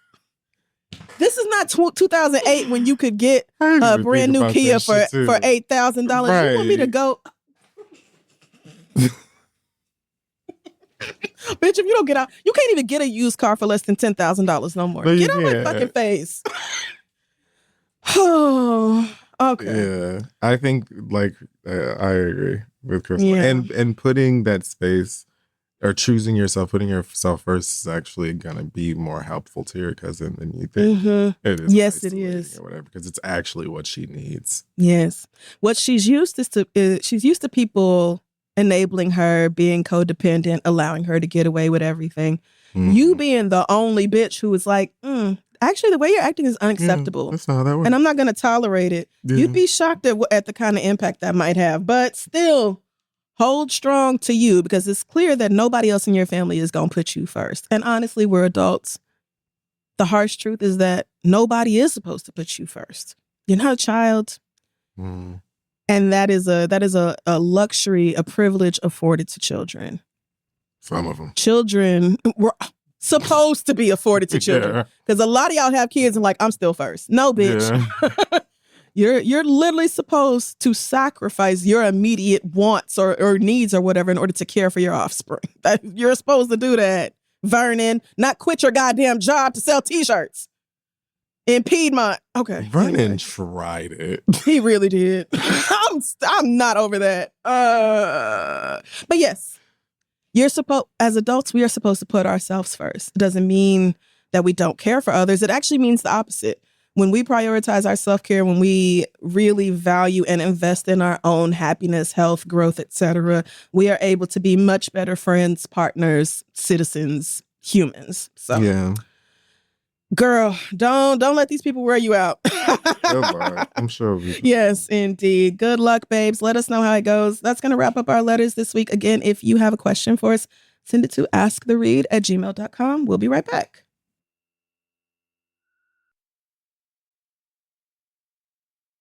We are back. It is time now for the read. I'll go first because I actually truly don't have anything. I'm really tired. Same. And I have two very small kind of jokes. One, I was playing Hello Kitty Island Adventure. And, Pachaco, the dog. Well, I think, his favorite thing is this energy drink. His favorite item. Because, on Gemstone Mountain, there's a machine where you can make sodas. And so I was like going around trying to make my items or whatever, just talking to myself. And I'm like trying to get everybody's favorites. And I go to Pachaco and I'm like, what is it that you like again? Whatever. And I was like, oh yeah, I got to go make the pop. And then I said that out loud and I was like, did I just earnestly refer to soda as pop? Correct. They don't even call it pop in the game. Yes, they do. It's Pachaco's energy pop. Oh, is it? Oh, I don't know. I just said that. You just made that up. I think it might be. I think oh, no, I just Googled it. It is Pachaco energy pop. Pop supremacy. Whatever. Pop is taking over. Next, you'll be saying caramel like you're supposed to. Well, I won't be doing that. But God, Pop definitely got me. And I was just it is like, Pop. Fucking Crystal. Oh, soda. Also, the other one was the other day you said to me that the kids are lovingly and affectionately referring to one another as little shit. And I refuse to believe it because that is one of the dumbest things I've ever heard in my life. Oh, no. Unfortunately, it's true. It's a real thing. I told you. I heard it. I heard it take place. I heard it happen. I heard it come out of a young person's mouth. And these were gay girls talking too, to really bring it closer to home. And one of them referred to somebody as a fine little shit. And I looked at the ceiling and I said, God, how much longer until we're done? Until you wrap this all up. This Puffy case is a Stephen King book a day. Donald Trump is slowly destroying the world. Just and now the kids are referring to each other as fine little shits. Mm-hmm. And I hate it. I hate it so much. I just I don't understand. What? I don't know either. I really do not get it. It do not make sense to me, but I don't get that. Little shit. Little shit. Oh, that's my little shit. Oh, she a fine little shit. A little what? A little shit. I was okay with type shit. Type shit makes sense. Type shit does make sense. That one doesn't. Little shit and fine shit is a mess. Little shit. This is what... That's what you say to like a kid, a bad child in the 90s. That's what I say to Lainey when we take on a walk. Oh, look at this little shit. Look at this little shit you just shit out. Like, it's a bad thing. It's gross. It's nasty. It's it's feces. Like, white people in the 90s in movies when a kid was bad would be like, "No, listen here, you little shit." Oh yeah, they did. But be like, "Oh yeah, she'll find little shit." What? Okay, kids, but listen. We're the new Aenies. We're the new Aenies. Just your auntie talking and saying, "I'm here still." And I'm so sorry that this is the planet you have to live on and that all these old people have made it the way that it is. The little shit thing is concerning for me, baddies, but I'm mostly going to mind my business. I just wanted to tap in, say hello real quickly and ask why. Why that? Why that one? Why that one? Thought took me forever. I still kind of think thought is like just ridiculous. That one really took me over the moon, especially when I realized it's an acronym and what it stands for. But little shit is just, it's really just, it is intergalactic. But that's where I'm at. I'm finished. It reminds me of the 90s when all the Aenies was like, you let that boy call you a bitch? Yeah, I think so. That's kind of and what I thought. It was like, yeah, I his bitch. And they were like, girl, no. Why you let that man call you a bitch? It very much reminds me of that, where it's like, you let that nigga call you a fine little shit? And they're like, yeah, that's my man. Like, oh, okay.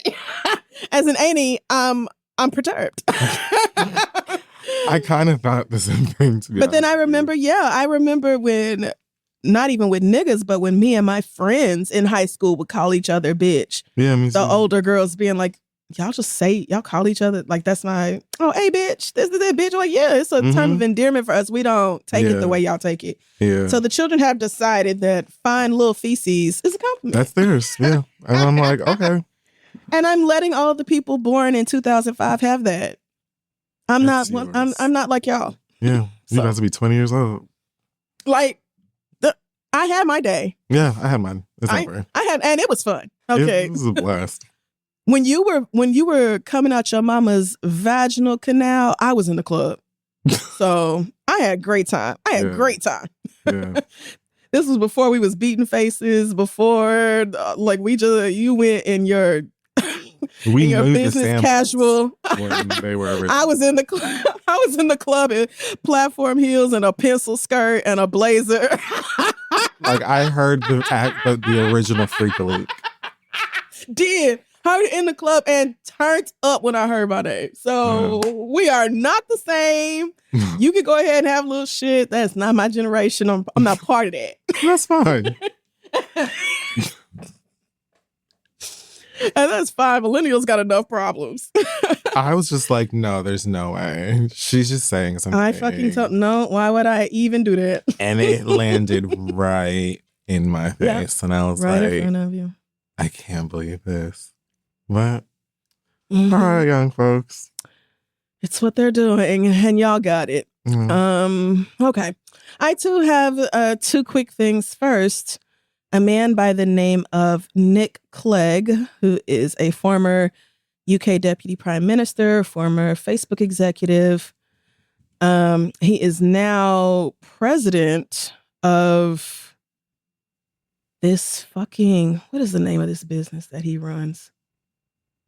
I don't remember. Oh, he's got a new book coming out and he is, promoting it. He's talking about the AI industry. I think this business that he runs is one of the biggest producers of AI content, etc. And he said that the creative community, the people who actually make art and don't ask the computer to make it for them, the human beings, said that those people should have the right to opt out of having their work used to train AI models, but that it isn't feasible for these AI companies to go get permission before doing that. And straight up said that is implausible, because if you did it, you would basically kill the AI industry overnight. Okay. My nigga, it's almost like it's almost like the AI industry should just die. If it can't sustain itself without stealing from creatives, does it deserve to exist? I would argue no. I would say especially since I just read an article in Axios earlier today that said in 1 to 5 years, 20% of entry-level gigs, entry-level white collar jobs will be eliminated. Oh, no, I'm sorry, not 20%, up to half. Oh, word. Could wipe out half of all entry-level white collar jobs, which would spike unemployment to 10 to 20%. Again, Lovely. That's in the next 1 to 5 years.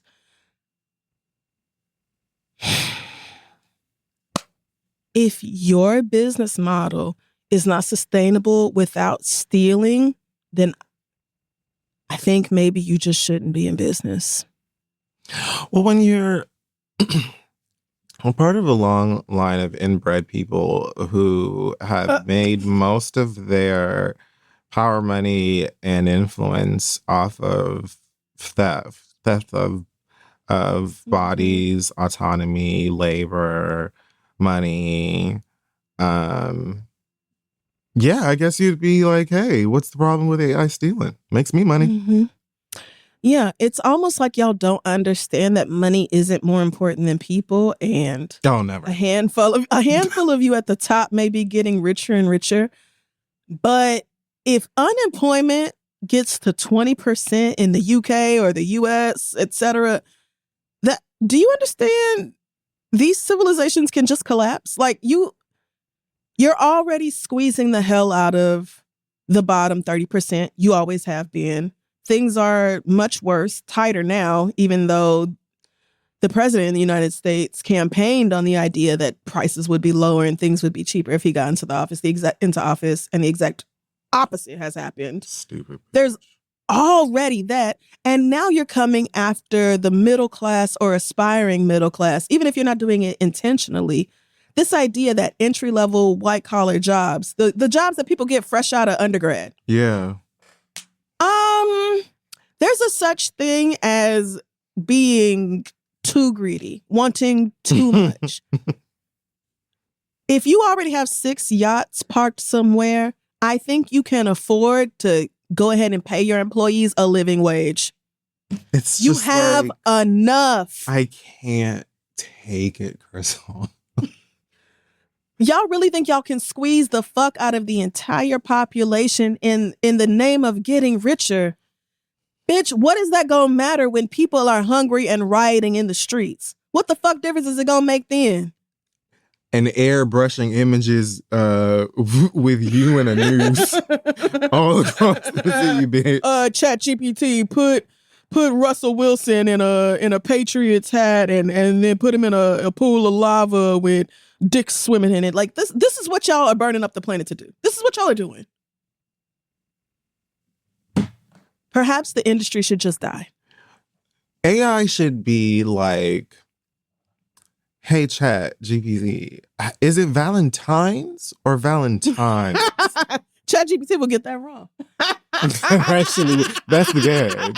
Chat GPT would be like, well, technically, it depends on the time of year and the space in which you are in on in Earth. AAVE. And right. Right. You can train your AI to talk black. That very much disturbed me when I heard it, but all right. You can also train your AI to speak in a Jamaican accent, to speak patois, and it's not bad. I hate it. Yeah. Yeah, because they're being trained. They're being trained, like this man said, off of vast amounts of data. And if they actually had to get permission from all of us first, the industry wouldn't exist. I mean, to me, that's an excellent reason to simply not do it no more. But I know that I'm different than y'all. Like, as for me, I do believe that there is a certain amount of money that is enough. And I don't need to be the richest bitch on earth. I don't need to be rubbing elbows with billionaires. I don't need to have the most exclusive moon star fruit shakes and whatever other rich stuff. Bullshit y'all are doing. See, like, I don't. Y'all won't be happy until you have all the money in the world, and it still don't matter because people are busting through the gates, tearing your homes down, and killing you and everybody you love. It's because they're hungry. Done it. Because their children are dying. Because you are the CEO of a health insurance company and denied their child's life-saving procedure and their baby died. Maybe you've been at like, luxury personal clubs, country clubs, or that type of thing for so long that you forget what planet you are on, or you forget that human beings are human, and many of them are in dire circumstances. Many of them have families to take care of and are willing to do extreme things when they're backing against the wall to take care of themselves and their family. So if you think that those millions upon millions of people are like, you are just going to let you kiki, haha, and cavort on your 8th yacht because you wanted to put them out of work, God bless. Right. We cannot see levels of unemployment like that and expect life to go on. It just won't. It just won't. It just won't. So I hope y'all are ready for the reckoning, but this is insane. If that projection is real and that many jobs get lost over the next few years. It's not unsurprising, but it's a lot. It's a lot. I'll never forget one time I asked Google, I literally Googled what day is today, and Google said today's Thursday, and it was actually Wednesday. The little AI summary was like, today is Thursday, April 8th or whatever. And I was like, really? Thursday? Like, I'm tripping. Finally went through the effort of like pulling up a calendar. Bitch, it is fully Wednesday. Like, it's shit like that. And y'all are depending on this. Like, okay, it's bad. It's bad and getting worse. The last time I asked them anything. Okay. And to finish things off this week, I'm going to pass my read. Pass the read like we used to. This one came in from someone who wants to be identified as a bitch over the shenanigans. And they write, it is Pride season again, so here's the annual reminder. Black queer pride promoters, stop booking homophobic and transphobic artists to perform at Black Pride events. Jeez. Yes, I'm talking about you, Daryl Wilson Promotions. Who in the year of our Lord, Jesus Christ, 2025, needed to hear Kaya perform My Neck, My Back at a DC Black Pride event celebration? Or any celebration for that fucking matter. There is nothing fun or liberating about Kaya. She is a trollop and an unapologetic homophobe, but we all been knew that. She spent her time attacking T.S. Madison's identity in a place that's supposed to be safe for Black queer folks. Let's not also forget the countless things she has said about Black gay men or people living with HIV. Correct. Y'all have got to be better. I know it's hard to resist the urge to be a pygmy for Black cis het has-beens, but I promise you that throwing your community under the bus for one day of validation and a photo op is not worth it. They do not care about us beyond getting a check. And I'm also looking at you, Young Miami. Well, Pride, especially Black prides, are supposed to be safe spaces for us to be ourselves and relish in the joy of being exactly who we were designed to be. In 2025, with all of the political attacks against Black queer folks, especially trans people, how dare y'all continue to invite these enemies into our spaces? Also, in catering to these has-beens, you overlook so many talented Black LGBTQ artists who could use the exposure and who could add to the authenticity of the space. Damn. Kaya and other entertainers like her do not give one fuck about Black queer people. I'm not asking. I'm telling y'all to do fucking better and stop selling us out. Signed, a bitch over the shenanigans. God damn it. And they said what the fuck they said. I'm sorry. That's true. Y'all booked Kaya. I've never understood why promoters do that sometimes. But Kaya, bruh? First of all, I'm sure she was affordable, but had to be in. That's not the point. She's a terrible person. Yeah. But specifically to gay people, to trans people, she's like openly, I don't. Oh yeah, wretched. Furthermore, I don't give a fuck. Like, I'm from Florida, and I still don't give a fuck to hear that bitch perform a goddamn thing live. They played K Wang in the club somewhere. I was like, I don't know, a couple months ago, and I was like, oh, I ain't heard this in a while, and it brought back like fond memories. But that's about it. If she was performing, I would have left.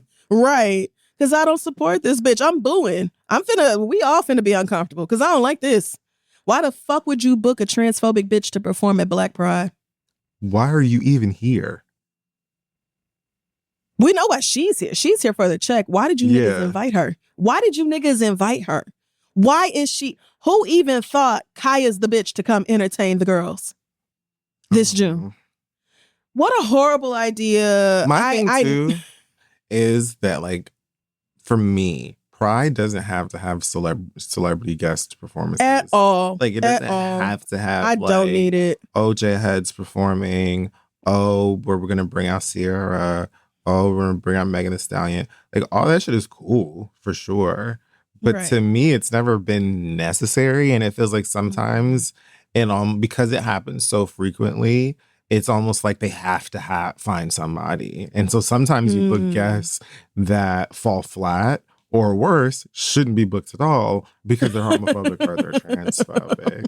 Like, but this person who wrote this letter actually made an excellent point, which is book the girls. Like, right. The DC area don't have no Black queer artists. Of course they do. Of course they do.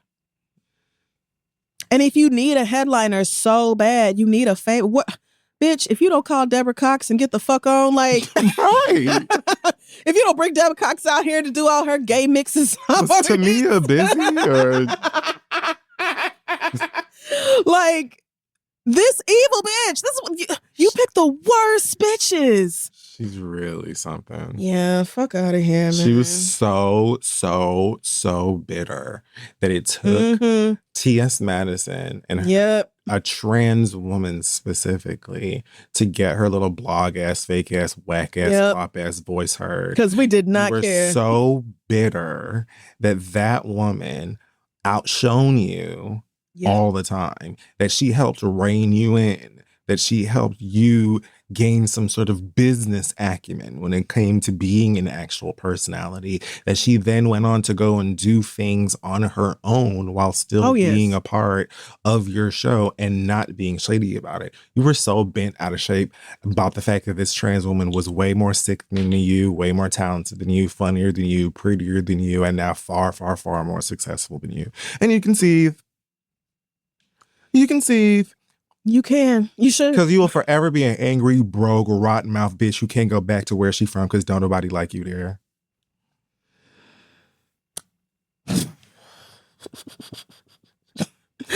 You were famous for how many years before Madison?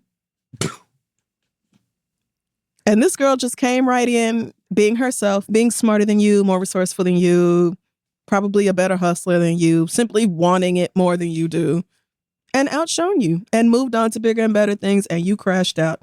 And I mean, and it was suspect even when y'all was working together. She would say stuff. I'm like, don't like that. But, who am I to speak over Madison? She right there and she can obviously take care of herself. But yeah, it's pride. At this point, it's pride.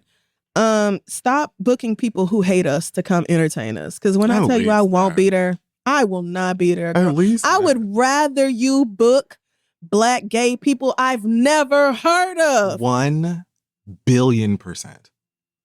1 billion %. Because first of all, what if they find I deserve to look at them? Secondly, get your little talented Black ass up here and strum that guitar or play that keyboard, whatever it is you do. Come on over here and give us a show. I would much rather give my money to another Black queer person. Bitch, what if I actually end up loving the music? I go follow you. I download all your albums. I'm now we buying tickets to your show. Like, hello. You could actually, like this person said, be doing something for the community. Why else do we have a Black Pride? We can go to White Pride if we want to deal with bigoted, dumbass assholes. We want to deal with bullshit. White Pride wouldn't even do that, though. White Pride wouldn't book no transphobe. No, they would not. No, they not playing that. It's you bitches. So, like, what is it giving? What you think we just love anybody black? We don't. We don't. Did Kaya sell tickets? Did more people come because Kaya was coming? Now, if anybody is self-hating, it is black gays. So a lot of y'all probably did sign up to do. No, a lot of us about yourself. A lot of the girls like Kaya because she's transphobic. No shade. They agree with her. They fully agree with her. They even like the homophobia because there's part of them that hates themselves. No, 1,000%. But why are you at Pride? Like you, and you internalized all that to find somebody to fuck tonight. Stupid. Or in 5 minutes in the bathroom. You stupid. That bitch definitely stupid. And both y'all hoes need to go home. Oh, so thank you, bitch who's over it, for sending in that Pass the Read. Yes. If you have one, you can send it on over to us to really either email address, but that's passtheread@gmail.com. Yeah. And that'll wrap up this week's episode of the show. Thanks for checking us out. We're on social media at This Is The Read. Our website is thisistheread.com. Any other news or announcements from you this week? No other news. I just wanted to say once again to Santino Casio, the man who stabbed Tory Lanez. The king. We're thinking of you in this time. Bless him. And the rest of the time that you have in prison, which is all of it. Yeah. Take care of yourself, brother. And to the rest of you as well. We'll see y'all next week.